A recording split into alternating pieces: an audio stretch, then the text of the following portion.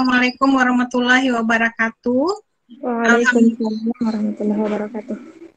Alhamdulillah hari ini bisa bergabung dengan teman-teman dari Inspirasi Malam. Terima kasih sudah mengundang saya. Agak grogi juga ini karena pertama kali berbicara di depan semuanya di komunitas Inspirasi Malam, tapi sebelumnya mohon maaf karena kebiasaan dalam kelas itu memanggil Bapak Ibu, adik kakak itu dengan sebutan minasang dalam bahasa Jepang. Nanti kalau misalnya keceplosan bahasa Jepang mohon dimaklumi ya. Iya, siap. Kali ini Sensei dimintakan untuk berbagi ya, kita berdiskusi di sini mengenai pengantar sintaksis. Sensei sebut pengantar karena bidang ilmu sintaksis ini tidak cukup ya dibahas dalam waktu 1 jam saja atau 2 jam saja, karena ini mungkin bagi mahasiswa yang mempelajari ilmu bahasa ini dibahas untuk 1 semester gitu kira-kira. Jadi tadi itu bingung juga ya, tapi namun demikian Sensei mencoba membahas tentang sintaksis ini dengan bahasa yang lebih sederhana, mungkin seperti Vivi baru pertama kali mendengar kata sintaksis, mudah-mudahan bisa memahami apa yang disampaikan hari ini ya. Iya, amin. Juga yang lain. Baik, selanjutnya Arif Sang. Maaf ya kalau sang itu untuk semua orang ya, Bapak, Ibu, karena saya tidak bisa tahu umur berapanya. Kalau dipanggil sang itu menunjukkan kata hormat ya. Iya, sebenarnya tadi baru mau ditanyakan. Iya, jadi sang itu Pak, Bu gitu, Mas, Sang, Mbak ya, sang. gitu. Sang. Oke. Ya. Siap, Sensei. Iya, di sini Pak Arif Sang. Pak Arif Sang bisa ditampilkan lagi PPT-nya. Hilang di layar saya.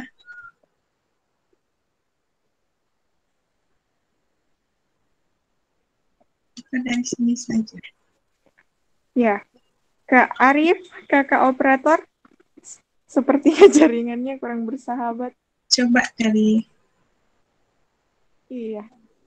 sini saja kali ya. Apakah sudah nampak? Belum, Sensei. Belum? Iya, sudah. Sudah.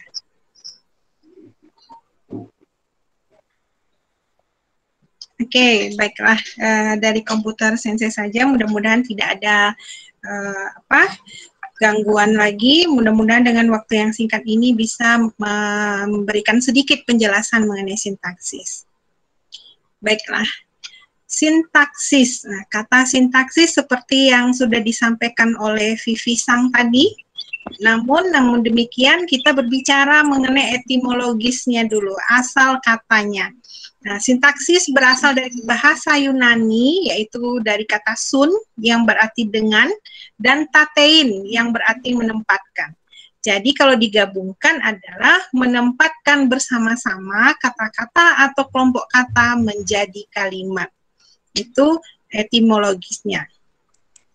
Nah, apa yang dimaksud dengan sintaksis dalam ilmu bahasa? Krida Laksana menjelaskan, ini mungkin penjelasannya agak panjang, nanti akan kita pendekkan. Jadi pengaturan dan hubungan antara kata dengan kata, atau dengan satuan yang lebih besar, atau antara satuan-satuan yang lebih besar itu dalam suatu bahasa. Nah, satuan yang terkecil dalam bidang ini adalah kata.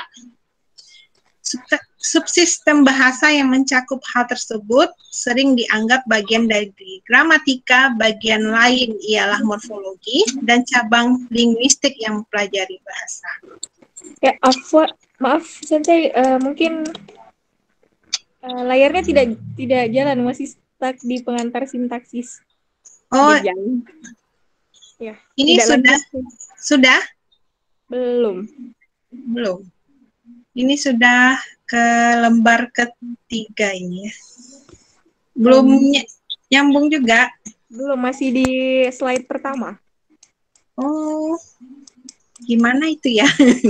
Mungkin jaringan ya teman-teman, mohon bersabar ya, mungkin jaringannya. Dari Padang mungkin jauh ya. Ini dari mana saja yang hadir? Ada dari Ciamis, ada dari Jambi, saya dari Sulawesi Selatan, Wah, luar ada biasa. Banten ya. Ya, boleh Sensei dilanjutkan, silahkan. Hai. Baiklah, jadi Kristal dalam bab dudu mendefinisikan sintaksis sebagai telaah tentang kaidah yang mengatur cara kata-kata dikombinasikan untuk membentuk kalimat dalam suatu bahasa. Dalam pemakaian ini, sintaksis dikontraskan dengan morfologi, yaitu telaah tentang struktur kata. Suatu batasan alternatif, sintaksis adalah telaah tentang hubungan antara unsur-unsur struktur kalimat dan telaah tentang kaidah-kaidah yang menguasai pengaturan kalimat dalam gugus-gugus kata.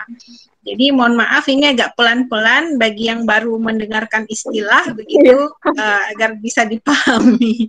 Betul sekali, Sensei. Hai. Nah ini yang lebih pendek ya. Mungkin yang belajar bahasa Inggris juga bisa membacanya. Syntax is the study of the patterns by which words are combined to make sentence. Jadi sintaksis menurut Ramlan adalah bagian dari tata bahasa yang membicarakan struktur frasa dan kalimat. Nah, jadi apa yang dibicarakan dalam sintaksis? Tadi disebut kata, ada frase, klausa, kalimat, dan bagian struktur gramatikal yang terbesar yaitu adalah wacana. Nah, kemarin kita semua sudah mendapatkan banyak ilmu dari Bapak Nofri Hadi tentang morfologi ya, yang membahas tentang kata. Jadi kata dalam sintaksis ini akan membentuk satuan-satuan yang lebih besar seperti frase, klausa, kalimat, dan lanjutnya wacana. Nah, jadi bagian kata tidak kita bahas lagi hari ini karena sudah dibahas kemarin.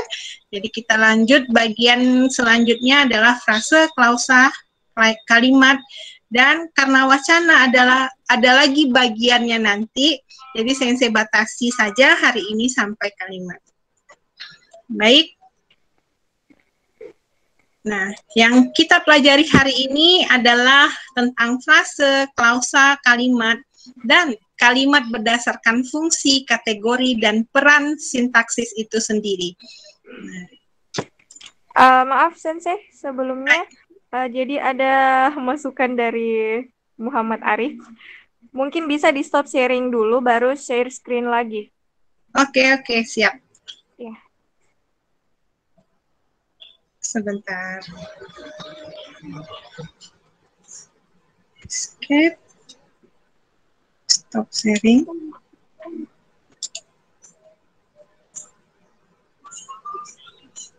Ini sudah stop sharing? Sudah nampak? Boleh di share screen lagi? Sebentar.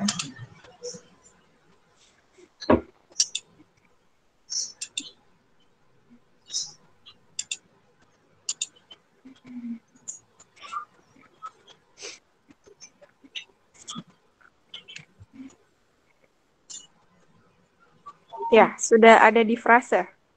Oke, terima kasih. Mohon maaf tadi terhalang sedikit. Kita lanjutkan tentang frase. Jadi frasa atau frase gitu ya, yang sering kita dengar, satuan linguistik yang secara potensial merupakan gabungan kata atau lebih, jadi gabungan kata atau lebih yang tidak mempunyai ciri-ciri klausa. Jadi Cook, Elson, dan Pickett membatasinya, tidak memiliki ciri klausa. Klausa itu apa? Nanti kita bahas. Kemudian frase adalah satuan gramatikal yang terdiri dari dua kata atau lebih yang tidak melampaui fungsi unsur klausa. Jadi intinya itu adalah gabungan kata tidak melampaui fungsi unsur klausa.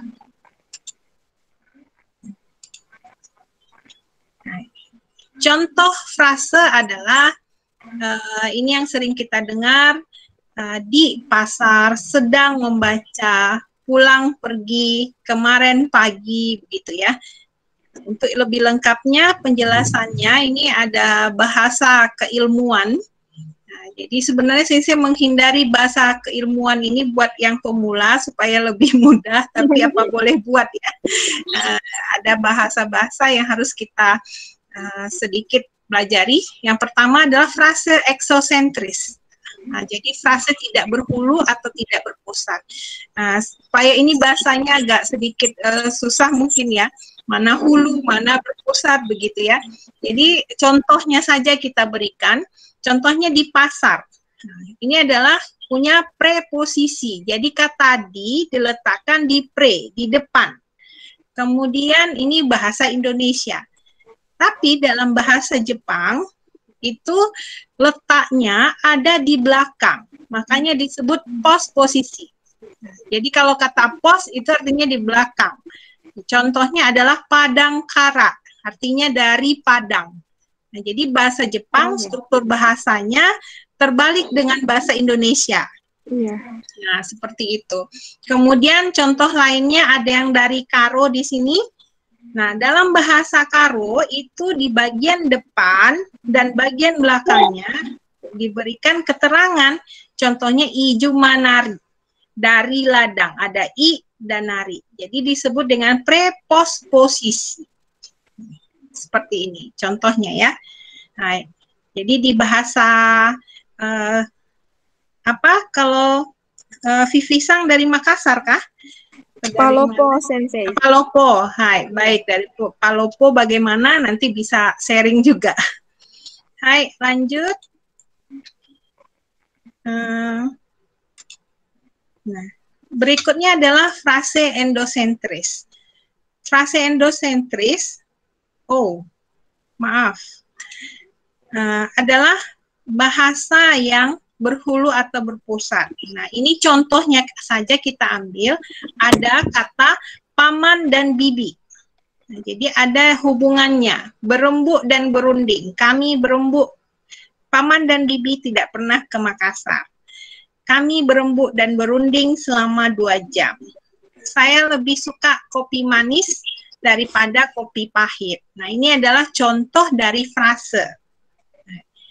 Baiklah, kita lanjutkan. Jadi frase itu intinya adalah 2 kata atau lebih yang tidak mempunyai ciri klausa. Apa itu klausa? Kita bahas berikutnya. Next.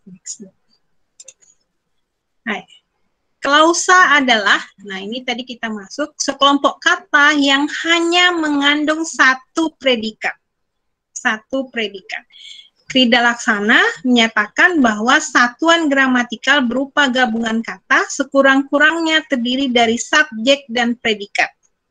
Atau klausa adalah kalimat atau kalimat-kalimat yang menjadi bagian dari kalimat majemuk. Jadi klausa itu sekelompok kata yang mengandung satu predikat. Kalau sekelompok berarti ada lebih dari satu pada umumnya. Jadi klausa itu sendiri ada disebut juga dia bebas dan ada yang terikat. Nah, yang mana yang bebas? Yaitu klausa yang dapat berdiri sendiri sebagai kalimat sempurna. Contohnya seperti kalimat nonverbal, verbal dan nonverbal, atau predikatnya adalah verba atau yang lainnya, bisa nomina, adjektif, atau adverbia. Nah, kata nomina, adjektif ini mungkin sudah kita pelajari dari bangku sekolahan ya. Kata benda, kata sifat, kata keterangan. Contohnya adalah Badu memukul Ali. Anak itu pintar, karena dia subjek, dia mempunyai subjek dan juga predikat. Badu memukul, berarti dia sudah menjadi klausa. Nah. Kemudian klausa, tadi klausa bebas, kemudian klausa terikat, klausa yang tidak dapat berdiri sendiri sebagai kalimat sempurna. Maksudnya apa? Jadi ada kata ganti lain dari kata tersebut. Contohnya ya, mereka melatih pemakaian bahasa. Nah, kata mereka itu bisa diganti dengan setiap orang yang mengikuti kursus itu melatih pemakaian bahasa. Jadi kata subjeknya bisa diperluas menjadi sebuah kalimat. Lanjut, banyak ini ya. Maaf ini kalau di Sensei bikin slideshow nanti hilang lagi. Nah, contohnya klausa sebuah kalimat yang terdiri dari dua klausa, matahari bersinar lembut dan angin bertiup sepoi. Ibu memasak ketika ayah membersihkan mobil. Jadi satu kalimat ini terdiri dari dua klausa. Satu klausa itu ada subjek dan ada predikatnya. Begitu. Nah, itu yang disebut dengan klausa. Kita lanjut bahasan dari sintaksis berikutnya adalah kalimat. Nah, kalimat ini pasti sering sekali kita dengar ya. Nah, jadi kalimat itu sendiri adalah satuan bahasa yang secara relatif dapat berdiri sendiri, mempunyai intonasi akhir, dan terdiri atas klausa.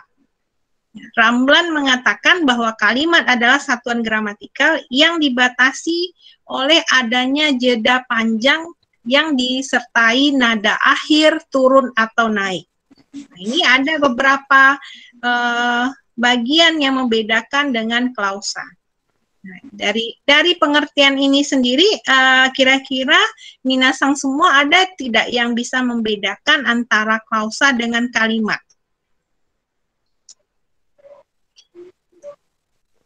Bagaimana minasang?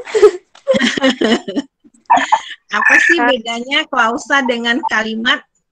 Saya menjawab. Ya, silahkan Kak Sai. Maaf ya, saya nggak bisa lihat mukanya, tapi dengar suaranya. Ya, maaf, Sensei, maaf. Kalau kalimat itu terdiri atas subjek, predikat, dan objek. Kalau klausa itu hanya terdiri atas subjek dan predikat, gitu. Iya, terima kasih. Siapa namanya? Sancai Sensei. Sancai Sang. Terima kasih arigato Sancai Sang. Jadi di sini dilihat seperti yang kata Sancai tadi, bagus sekali. Tadi memang klausa itu pengertiannya ada subjek dan predikat. Nah, kalau kalimat juga ada subjek dan predikatnya, tapi ada tambahannya berikutnya, yaitu adanya intonasi akhir. Apakah ada titiknya di situ, nadanya turun atau naik. Nah, jadi kalau ada satuan gramatikal yang diakhiri dengan nada akhir, turun dan naik, dia menjadi kalimat. Jadi klausa itu ada yang bilang sama dengan kalimat Sensei. Memang benar, dia bisa sama, tapi kalau klausa itu kemudian dibaca, kemudian ditulis ada nada akhirnya, atau ada tanda bacanya, dia menjadi kalimat. Gitu ya, perbedaan sederhananya. Untuk lebih lanjutnya, minasang semua dapat belajar lebih lanjut. Oke, lanjut. Kalimat dipandang dari segi jumlah dan jenis klausa. Jadi tetap saja kalimat itu berhubungan dengan klausa. Apa itu? Ada kalimat tunggal. Kalimat tunggal itu dia hanya terdiri dari satu kalimat saja. Contohnya, saya makan. Ada subjek dan predikatnya saja. Kemudian kalimat bersusun. Dia pergi sebelum kami bangun. Ada dia pergi, kami bangun, tapi ada waktunya itu berurutankah, samakah, begitu ya. Dia bersusun kalimatnya. Kemudian ada kalimat majemuk. Kalau majemuk ini berarti artinya banyak ya. Ibu memasak di dapur, tetapi kakak menjahit di kamar. Jadi ada dari satu klausa, ada dua yang bersusun atau sama dengan majemuk ini sendiri. Ada dua kegiatan. Hai, kita lanjut. Nah, kalimat dipandang dari segi struktur internal, dari struktur dalam katanya itu. Nah, jadi jenis kalimat ini sungguh luar biasa banyaknya jenisnya. Jadi Sensei tidak bisa bahas hari ini, hanya bagian yang pokok-pokoknya saja. Yang pertama yaitu kalimat sempurna. yaitu kalimat yang terdiri dari sebuah klausa bebas. Ini disebut lagi klausa bebas nih. Nah, jadi mencakup kalimat tunggal, kalimat bersusun, dan kalimat majemuk. Nah, contohnya ibu duduk. Ayah meninggal dunia waktu saya studi di Jepang. Nah, ini adalah kalimat sempurna. Dia ada subjek, predikat. Nanti saya jelaskan apa itu subjek, predikat, keterangan, dan lain-lain. Dan ada juga kalimat tidak sempurna. Kalimat tidak sempurna adalah kalimat yang dasarnya hanya terdiri dari klausa terikat saja. Jadi kita sudah bahas klausa terikat atau sama sekali tidak mengandung unsur klausa, ada yang dilesatkan. Contoh, ini yang sering dalam percakapan, mau kemana kamu besok pagi? Nah, jawab pendeknya itu adalah ke Bandung. Nah, loh sensei ke Bandung itu kok dia jadi kalimat sensei, padahal kan tadi kalau ke Bandung itu disebut apa, Minasang? Klausa, frasa. Nah, disebut dengan frasa. Ya, frasa, dua kata yang bergabung itu frasa. Sensei itu kan ke Bandung frasa. Gitu. Tetapi ada yang lesat. Kan seharusnya jawaban lengkapnya mau kemana kamu besok pagi? Saya mau pergi ke Bandung. Gitu. Jadi ada yang lesat dari yang diucapkan. Itu juga disebut dengan kalimat tidak sempurna. Walaupun bentuknya seperti frasa. Nah, sedikit lagi. Kemudian di sini ini yang diminta oleh panitia ya. Mudah-mudahan ini agak berat bahasannya sedikit. Hubungan antara fungsi, kategori, dan peran sintaksis. Nah, tadi sudah ada 3 istilah, frasa, klausa, dan kalimat. Sekarang ada lagi fungsi, kategori, dan peran dalam sintaksis. Nah, jadi ini ada tiga kata yang mempunyai makna tersendiri dalam bidang ilmu ini ya. Yang disebut, kalau Minasang lihat gambar ini, sebuah kalimat itu akan mempunyai fungsi sintaksisnya, kemudian ada kategori sintaksisnya, dan ada peran semantis. Oleh karena itu, sering dalam penelitian sintaksis ini sering dikaitkan dengan semantik yang akan dibahas oleh pemateri besok. Jadi ini ada hubungannya nanti dengan pemateri besok ya. Baik, yang kita mulai dulu apa yang dimaksud dengan fungsi sintaksis. Hai. Jadi seperti gambar di atas tadi, fungsi sintaksis itu ada 5. Ini tergantung ahlinya ya. Ada yang mengatakan 4 saja. Kalau di sekolah kita sebut dengan SPOK begitu ya. Ada lagi yang menambahkan komplemen. Subjek, predikat, objek, komplemen, dan keterangan. Jadi dari kelima fungsi tersebut tidak semuanya harus ada dalam satu kalimat. Contohnya tadi kalimat tidak sempurna ya. Fungsi sintaksis yang harus hadir hanya subjek dan predikat kalau dia dinyatakan kalimat, kecuali ada yang dilesatkan.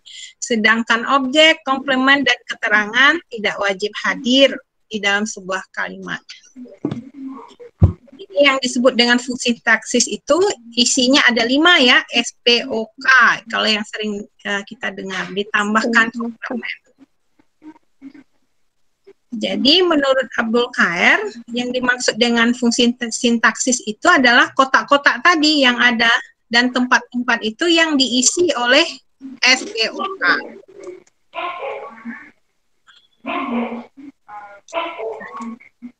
Apa itu subjek? Nah ini mungkin dari sekolah dulu sudah ada subjeknya mana gitu ya. Apalagi bagi yang ingin menulis tulisan ilmiah begitu, sangat diperlukan sekali pengetahuan tentang fungsi sintaksis ini supaya kalimatnya mudah dipahami. Nah, subjek adalah unsur kalimat atau glosa yang berfungsi sebagai pokok pembicaraan. Jadi ini adalah yang menandai apa yang dinyatakan oleh pembicaraan. Pada umumnya terletak di sebelah kiri predikat. Pada umumnya ya. Contohnya buku itu tebal sekali. Jadi subjeknya adalah buku itu. Ini tebal sekalinya kenapa Sensei? Ini ya garis ya. Jadi subjeknya adalah buku itu. Nah, contoh predikat. Nah, predikat adalah bagian kalimat yang menandai suatu yang dinyatakan oleh pembicara atau subjek. Nah, sesuatu yang dinyatakan. Sedangkan predikat menurut Khair adalah bagian klausa yang menandai apa yang dinyatakan oleh pembicaraan mengenai subjek. Jadi berhubungan dengan subjeknya ngapain gitu ya. Contoh, Anton tidur. Adik menyapu halaman. Jadi itu adalah predikat dari sebuah kalimat. Kemudian dilanjut objek adalah suatu bagian kalimat yang dituntut ada untuk predikat yang berupa verba transitif pada kalimat aktif. Nah, ini kalimat minasang sudah tahu ya apa yang disebut dengan transitif belum? Masih ingat? Kalimat transitif, transitif, intransitif, begitu? Masih ingat? Apa itu transitif? Jadi kalau kata kerja transitif itu dia membutuhkan objek. Kalau intransitif tidak membutuhkan objek. Contohnya yang kalimat mengandung kata kerja intransitif itu seperti ibu memasak ikan. Kalau yang kalimat mengandung kata kerja intransitif itu contohnya dia menari. Jadi seperti itu. Atau dia berlari. Iya, bagus sekali ya. Siapa namanya? Anissa Dwi Aprilia, Sensei. Anissa? Iya, Ya, Sensei. terima kasih Anissa Sang. Bagus sekali ya. Jadi transitif itu yang membutuhkan objek. Jadi yang disebut objek itu adalah kata yang dibutuhkan oleh verbanya karena verbanya adalah transitif membutuhkan objek. Contohnya adalah Nita menulis puisi. Nah, jadi puisi adalah objek dari kalimat ini. Baik, kita lanjutkan. Terima kasih Anissa Sang yang sudah menjelaskan pada kita tadi. Ada lagi namanya pelengkap. Nah, ada orang menyebutnya komplement. Bagian dari predikat verbal yang menjadikan predikat itu menjadi lengkap. Kedudukannya mirip dengan objek, hanya bedanya adalah kalau objek keberadaannya ditetapkan oleh sifat verbalnya transitif. Jadi kita udah sepakat tadi ya, yang disebut objek itu adalah bagian dari verbanya karena dia adalah transitif. Nah, tapi kalau komplement atau pelengkap ini keberadaannya bukan ditentukan oleh ketransitifan dari verbanya tersebut, tapi melainkan faktor keharusan untuk melengkapi predikat. Nah, seperti apa contohnya, Sensei? Mari kita lihat. Yang pertama, pemelengkap pemberi menerangkan. Biasanya ini diawali dengan kata ber. Negara ini berasaskan Pancasila. Nah, jadi Pancasila bukan merupakan objek dari kalimat ini, tapi merupakan pelengkap. Nah, karena dia berasaskan ini membutuhkan pelengkap yang menerangkan apa asasnya. Kemudian pelengkap pelaku. Nah, pasien diperiksa dokter. Nah, diperiksa ini adalah kalimat pasif, dia membutuhkan pelengkapnya, yaitu adalah dokter. Kemudian pelengkap status, Amir bekerja sebagai montir. Nah, sebagai montir ini adalah status dari Amir. Jadi dia adalah pelengkap. Kemudian ada pelengkap resiprokal. Ini resiprokal, maaf ya ini salah penulisan, resiprokal. Nah, contohnya adalah Nista bersalaman dengan Rini. Nah, kalau bersalaman itu kan butuh resiprokal. Resiprokal itu artinya saling. Nah, pasti ada dua tangan yang saling diulurkan. Nah, jadi dia butuh pelengkapnya. Siapa itu? Dengan Rini. Nah, dengan Rini. Rini ini adalah pelengkap dari kalimat ini. Jadi itu bedanya antara objek dan pelengkap. kita lanjut lagi keterangan. Nah, keterangan ini, jadi di kata krida laksana, yang menjadi inti dari klausa dari sebuah kalimat itu adalah SPO dan komplement pelingkatnya. Sedangkan keterangan merupakan bagian luar inti klausa.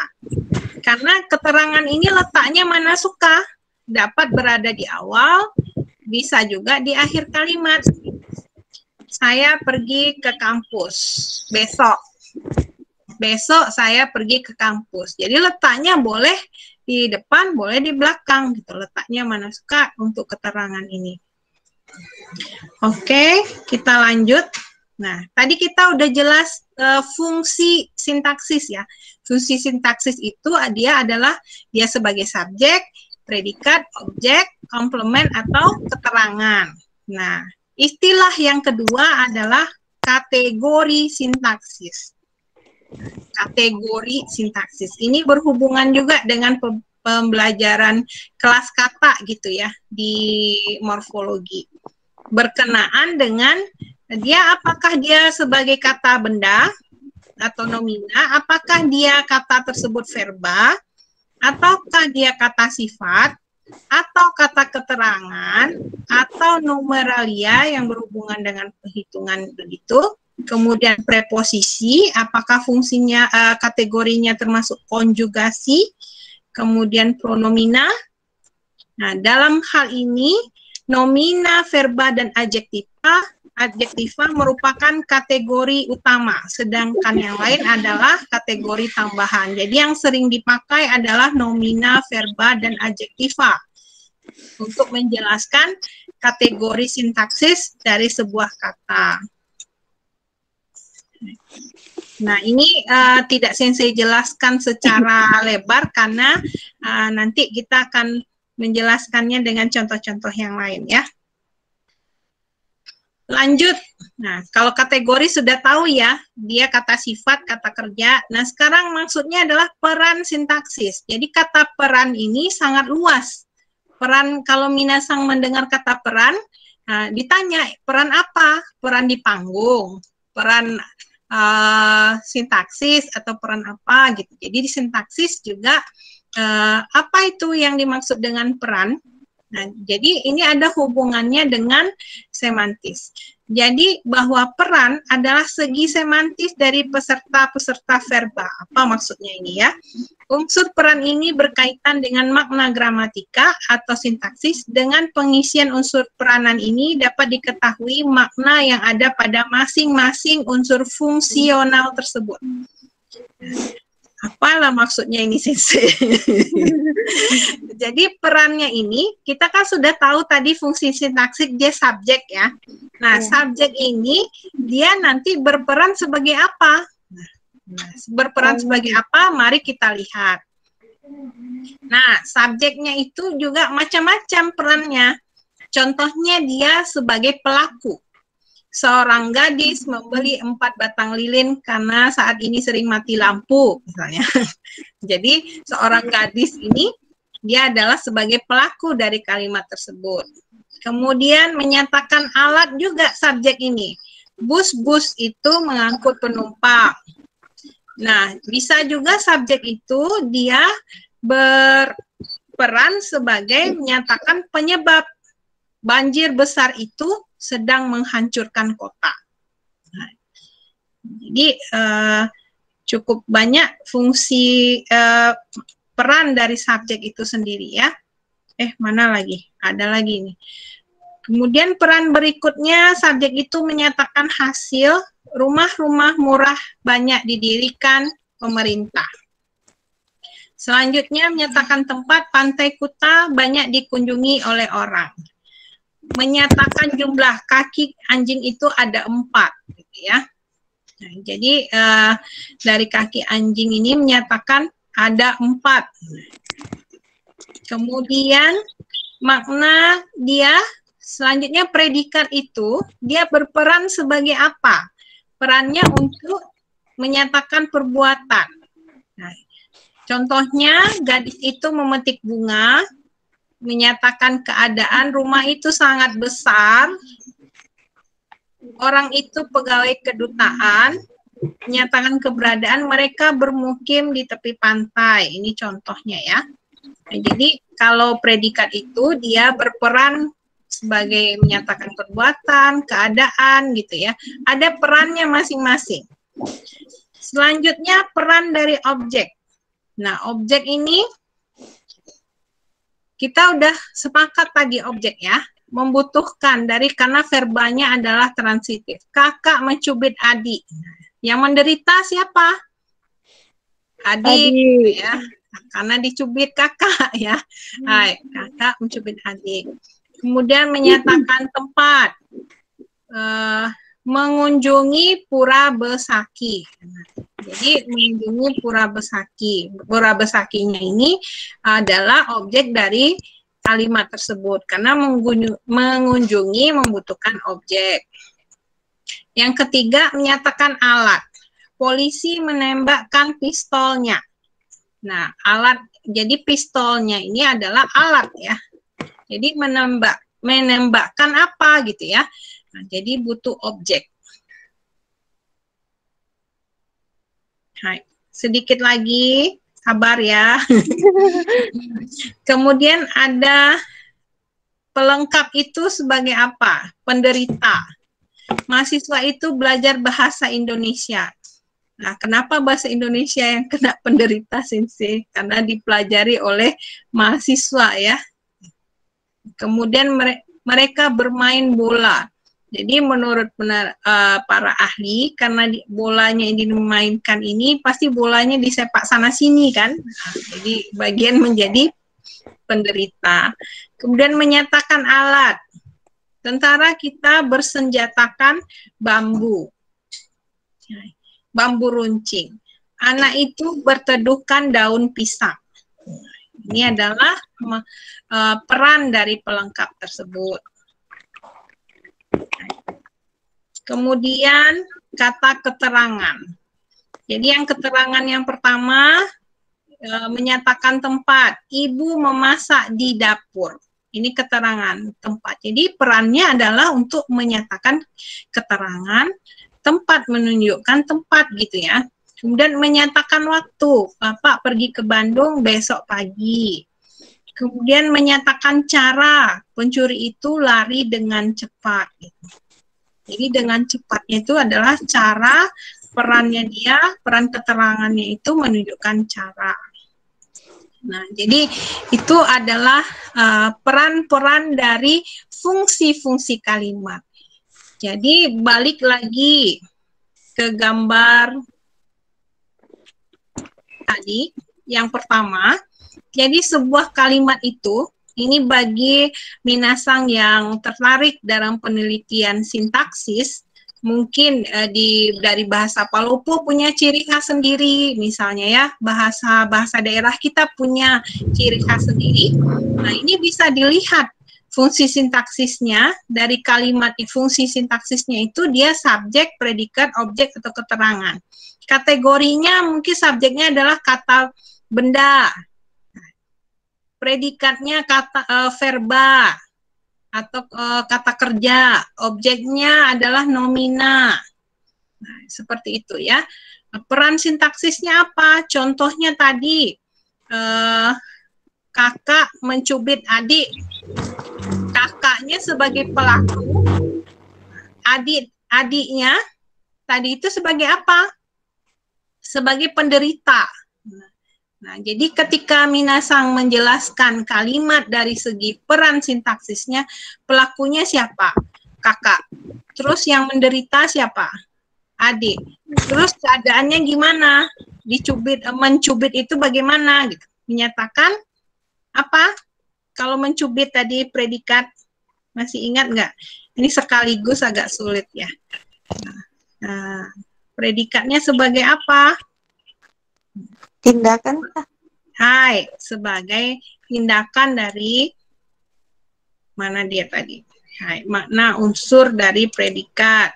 Nah, sebagai melakukan perbuatannya, menyatakan atau tindakannya, menyatakan tindakan. Jadi bisa menganalisis seperti tersebut.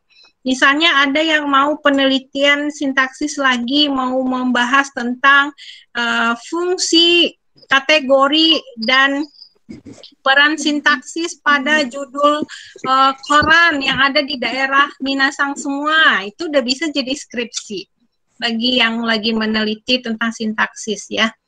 Nah, ini bisa dihubungkan dengan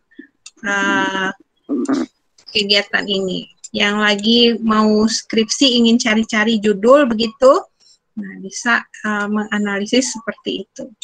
Nah, baiklah, karena dari tadi Sensei aja yang bicara, mari kita manfaatkan sedikit waktu untuk diskusi. Adik-adik semua, nah yang Sensei punya kalimat, mahasiswa itu sedang belajar bahasa Jepang di Universitas Andalas. Kira-kira ini terdiri dari berapa frase kah? Empat. Empat. Hai, coba siapa yang mau menyampaikan apa saja yang 4? Sebutkan namanya ya, biar Sensei bisa dengar. Saya Miss Anissa Dwi Aprilia. Anissa, coba Anissa Sang.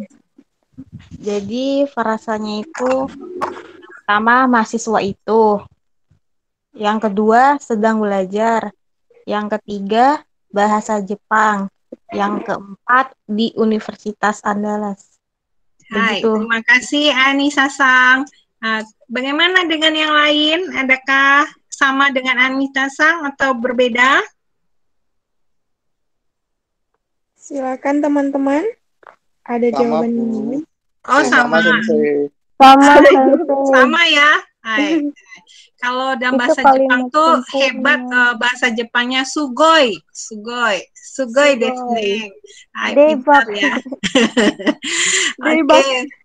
Itu Korea. Debak. Yang suka baca komik Jepang dan anime, sering dengar lah itu ya. One Piece. One Piece, ya hebat. One Piece. Kalimat kedua, Senin kemarin mahasiswa mulai melakukan konsultasi KRS. Nah, KRS semua kalau pernah jadi mahasiswa tahu ya. KRS. Hai. Ada berapa frase kah ini?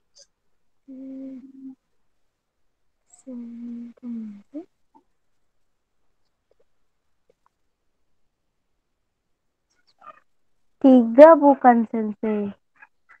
Siapa namanya? Sensei nggak lihat mukanya di sini. Siti Rohmah. Siti Sang. Berapa Siti? Ada 3? Hai, apa saja Siti? Menurut Rohmah 3 ya. 3. Apa saja yang 3 itu? Senin kemarin, terus mahasiswa mulai, terus melakukan konsultasi KRS. Hai. Salah ya? Jadi ya belum tahu, kita kan diskusi. Nah, bisa benar. Hai, coba. Pasti ada benarnya.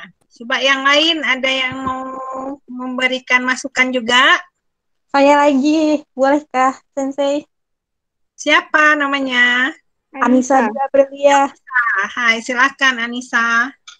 Jadi kalau menurut pendapat saya ini ada 4 frasa. Yang pertama itu Senin kemarin, itu kayak frasa keterangan waktu. Terus itu mahasiswa. Mahasiswa itu yang kedua, yang ketiga itu mulai melakukan konsultasi. Baru itu frasa enggak, maksudnya frasa ketiga itu mulai melakukan, yang keempat itu konsultasi KRS. Jadi begitu kalau menurut pendapat saya, Sensei. Senin kemarin. Terus Mahasiswa sendiri. Iya, begitu, Sensei. Kemudian mulai melakukan. Iya. Kemudian konsultasi KRS. Hai. Oke, terima kasih Anissa Sang. Jadi kita punya dua ya, ada Siti Sang tadi sama Anissa Sang. Ada yang lain mau berpendapat?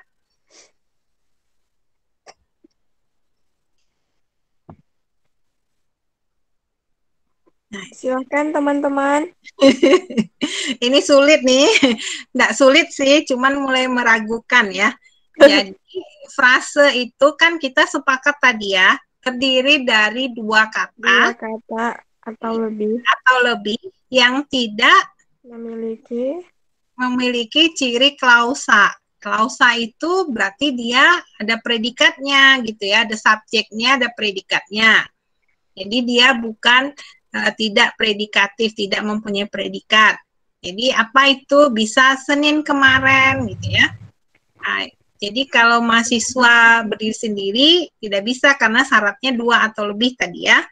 Kemudian mulai melakukan juga bisa. Kemudian konsultasi KRS. Jadi ini bisa jadi tiga ya, tiga klausa. Nah, itu tadi tiga klausa, tiga frase. Lupa sensei. Hai. Nah, ini contoh kalimat biasa aja ya. Nah, ini contoh kalimat muncul di sini. Lembaga itu menerbitkan majalah sastra. Bapak Rektor akan pergi ke Jepang. Ini tadi saya buat kalimat di sini. Di sini terdiri dari berapa klausa kalimat yang pertama? Saya Bu Saleha. Saleha Sang, silahkan. Ada dua frase, yaitu lembaga itu dan menerbitkan majalah sastra. Kalau frasenya sudah benar, lembaga itu dan majalah sastra. Nah, kalau klausanya gimana, Saleha Sang? Klausa.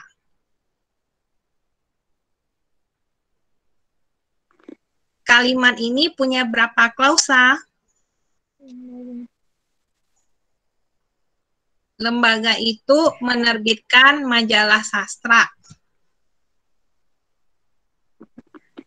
Maaf Bu, lupa. Jadi kalau klausa itu dia punya subjek dan predikat. Nah, di kalimat ini ada berapa predikat atau berapa predikat lembaga itu menerbitkan majalah sastra? Kira-kira yang jadi predikatnya yang mana? Menerbitkan. Jadi dia kalimat ini hanya punya satu klausa atau kalimat tunggal ya. Seperti itu. Oke, kita lanjut lagi. Nah, ini nih yang agak panjang ini nih. Nah, ini kalimatnya karena Sensei tidak tahu nama Minasang tadi, jadi kira-kira aja ya di inspirasi malam ini, mana tahu ada yang lirik-lirik. Karena semuanya di sini adalah pencari ilmu yang Andi melirik Nita tadi pagi. Dari pagi dilirik lagi ya. Nah, ini coba siapa yang bisa? Ada nama Andi di sini. Maaf ya namanya diambil. Nah, jelaskan kalimat Andi melirik Nita ini tadi pagi dari fungsinya, kategori, dan peran sintaksisnya. Coba. Saya mau Minasa. Saya mau Sensei. Siapa namanya saya siapa? Anissa Dwi Aprilia Sensei. Anissa Sang. Hai. Anissa Sang sugoi desu ne. Hai, pintar. Coba Anissa. Jadi untuk fungsinya ini ada fungsi subjek yaitu Andi. Fungsi predikat melirik. Objeknya Nita. Kemudian keterangannya tadi pagi. Oke. Hai, sekarang kategorinya gimana? Kategorinya Andi itu dia itu kok nama orang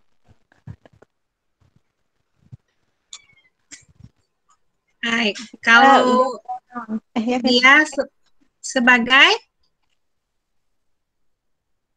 dia nomina kan? Hai, nomina, betul. Nomina. Meliriknya dia Nomina. verba. Verba. Mitanya. Mintanya nomina juga. Oh, tentu saja orang berarti dia nomina. Bagus. Tadi Iya. paginya Tadi paginya dia Bukan. adverbia kah? Kata keterangan. Hai. keterangan. Ya. Hai. Nah, jadi perannya gimana nih? Untuk perannya Andinya sebagai apa? Andinya itu sebagai pelaku Pelaku. yang melirik Nita. Dan Nita itu menjadi objek yang dilirik si Andi. Iya. Objeknya perannya sebagai apa? Tindakan. Objeknya kalau dilirik orang Dia sebagai itu korban. iya, korban ya. Penderita gitu ya. Dia penderita. Ngapain lirik-lirik gitu ya. Kalau tadi pagi perannya sebagai keterangan. keterangan. Keterangan tindakan. Keterangan Andi. waktu ya tadi pagi. Jadi bagus sekali Anissa Sang yang sudah menjelaskan kalimat ini.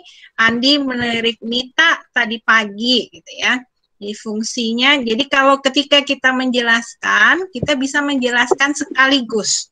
Contoh subjek, fungsi subjek pada kalimat di atas adalah Andi yang berkategori nomina dan berperan sebagai misalnya pelaku.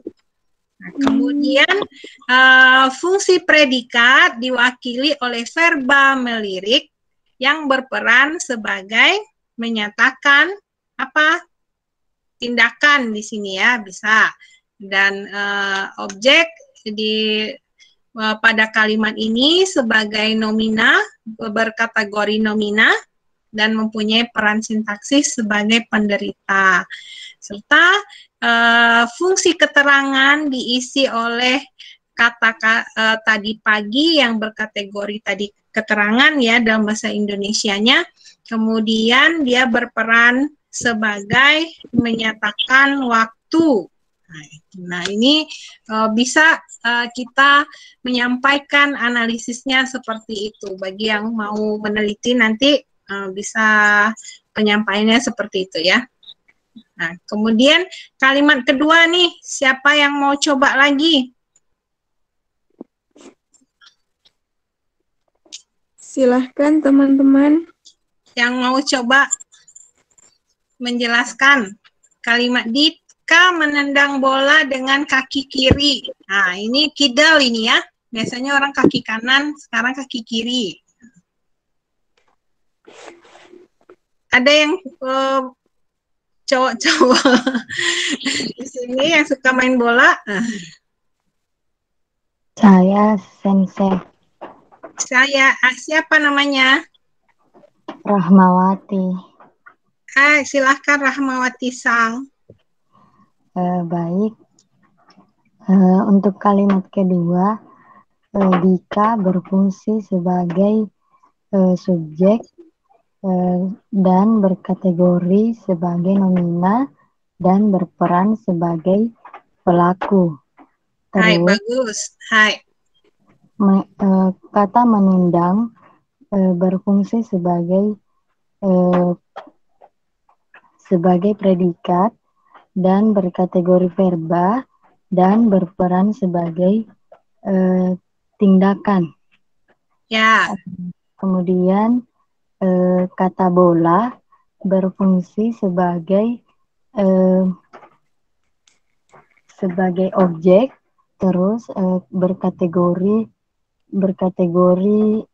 nomina, terus berperan sebagai penderita. Hai. Kemudian dengan kaki kiri, berfungsi dengan kaki berfungsi sebagai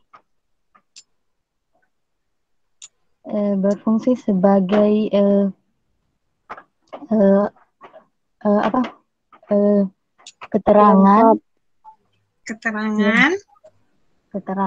terus berkategori sebagai Mana dia kalimat? Maaf. Mana dia? Maaf ya. berkategori sebagai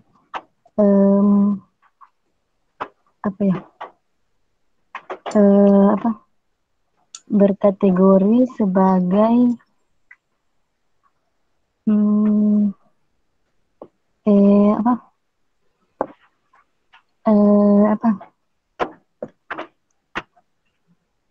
Dia ada dalam kategori itu ada nomina, verba, adjektiva, adverbia, numeralia, preposisi, ya konjugasi, pronomina.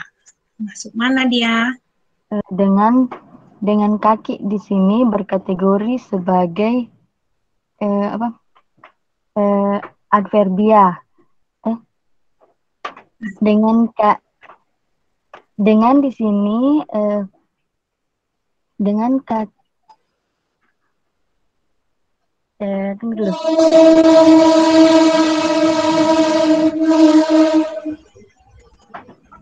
Kalau dengan kaki itu berfungsi sebagai keterangan, dengan kaki kiri itu berfungsi sebagai keterangan, terus berkategori adverbia, terus berperan sebagai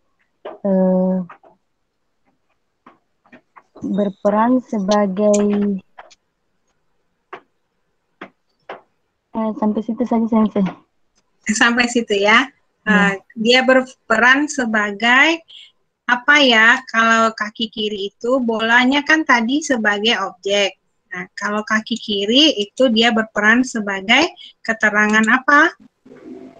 Keterangan cara. Hai, bisa dengan keterangan cara. Bagus ya, minasang semua. Jadi kalau semuanya seperti minasang ini sintaksisnya jadi lebih cepat, 1 semester jadi berapa hari juga sudah memahami, luar biasa ya peserta inspirasi malam. Hai, mungkin itu sedikit ya pelajaran yang diskusi kita pada hari ini. Mungkin masih ada untuk waktu sedikit pada Vivi Sang. Kalau ada yang masih mungkin dari teman-teman yang masih ada yang mau ditanyakan dari yang kita diskusikan malam ini, kita masih punya waktu sedikit. Silahkan Vivi Sang, kalau ada dari teman-teman semua yang ingin bertanya juga boleh.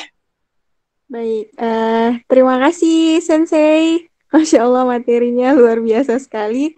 Kalau untuk pemula mungkin perlu untuk diulang-ulang lagi ya. Iya, karena Sensei berusaha mencari kata-kata yang mudah gitu dipahami. Tapi karena ini bidang ilmu, ada istilah-istilah yang mau tidak mau kita ikuti ya. Iya.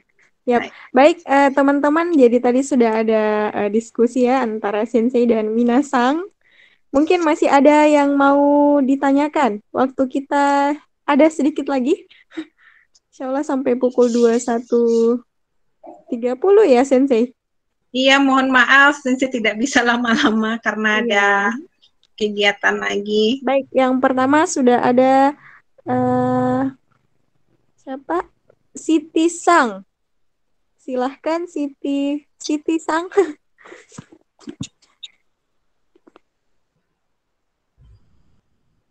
Oke, terima kasih Kakak moderator. Izin bertanya kepada Sensei. Kan tadi itu ada 3 komponen ya, nomina, verba, sama adjektiva. Nah, semisal dari salah satu itu hanya ada 2, semisal hanya ada nomina, verba, apakah itu masih bisa menjadi sebuah komponen utama? Sensei, cukup. Terima kasih. Terima kasih Siti Sang. Hai, bagus sekali ya pertanyaannya.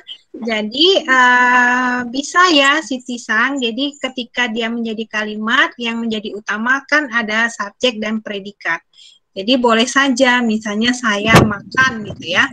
Kita tidak perlu objek karena makan di sini bahasanya tidak perlu objek. Tapi kalau misalnya memakan mungkin kata me awalannya kita butuh objeknya gitu ya. Atau yang lebih mudah yang dipahami itu misalnya tadi kata memukul. Pasti memukul itu butuh objek gitu. Nah, itu baru kita ketika verbanya tidak butuh objek, bisa juga kita jelaskan dari segi fungsi, kategori dan perannya. Begitu ya Siti Sang. Ya, Terima bagaimana kasih, Siti Sang? Sensei. Sama-sama. Alhamdulillah Rama udah paham. Alhamdulillah. Ya, sedikit lagi. Bisa satu lagi pertanyaan, Sensei? Ya, boleh silakan. Kalau bisa Silakan. saya jawab, kalau enggak jadi PR ya. Kita chat di ruang di Baik, teman-teman. Minasang yang lain? Masih ada pertanyaan?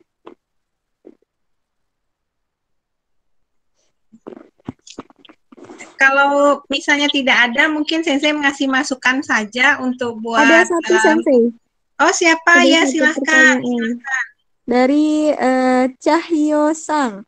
Izin bertanya moderator, maaf lewat chat. Kenapa bahasa di dunia ini banyak perbedaan di sintaksisnya? Misalnya kalau di Indonesia didahului oleh subjek, sedangkan kalau di Korea atau Jepang didahului oleh objek terlebih dahulu. Arigato gozaimasu, Sensei. Wah, Cahyo Sang luar biasa. Baiklah, rencananya awalnya Sensei tidak menjelaskan karena ditanya. Baiklah, Sensei kasih sedikit penjelasan. Jadi di dunia ada namanya tipologi sintaksis bahasa. Jadi di dunia itu ada 4 ya. Di situ yang urutannya berdasarkan verba. Jadi kalau bahasa Indonesia urutan kata ini berdasarkan urutan kata ya Cahyosan itu adalah SVO, subjek, verba, objek. Jadi kalau tipologi itu bukan predikat lagi yang digunakan urutan katanya, tapi yang dilihat adalah verba. Subjek, verba, SVO. Contohnya kakak mencubit adik, subjek SVO. Tapi dalam bahasa yang sama dengan bahasa Indonesia banyak ya. Contohnya bahasa Inggris, kan urutannya tetap subjek, verba, dan objek ya. Yang belajar bahasa Inggris pasti tahu. Tapi bahasa Jepang, Korea, dan Turki itu dia mempunyai urutan kata yang berbeda dengan yang lain. Jadi adalah urutannya SOV. Objeknya diletakkan setelah subjek. Jadi bukan objeknya duluan ya, subjeknya. Misalnya dalam bahasa Jepang itu, ini yang watashi wa gohan o tabemasu. Saya nasi makan. Urutannya saya nasi makan. Nah, itu sama dengan Korea juga. Saya nasi makan. Turki juga begitu. Saya nasi makan. Nah, jadi urutan bahasa yang kedua itu SOV, subjek, objek, verba. Kalau bahasa Indonesia, subjeknya tetap di awal, kemudian ada verbanya, baru objek. Nah, makanya yang lagi belajar bahasa Jepang suka ketika ngomong bahasa Inggris, sudah menguasai bahasa Inggris, terus ngomong Jepang, kepalanya mesti switch dulu. Karena susunan katanya terbalik begitu ya, dengan bahasa Indonesia. Nah, ada lagi bahasa yang urutannya itu dibalik lagi. Bisa bagian bahasa-bahasa di Afrika itu Sensei lupa, yang urutannya bisa objeknya dulu di depan, kemudian verba, baru subjek. Nah, atau suka terbalik-balik gitu. Sebagian ada SOV, sebagian lagi SVO gitu. Jadi bahasa di dunia ini ada kategori tipologi urutan katanya berdasarkan SOV itu begitu ya, Cahyo-sang. Jadi sangat luar biasa bahasa di dunia ini. Begitu penjelasannya, Vivi-sang. Ya, baik. Bagaimana Cahyo-sang? Insya Allah bisa dipahami ya.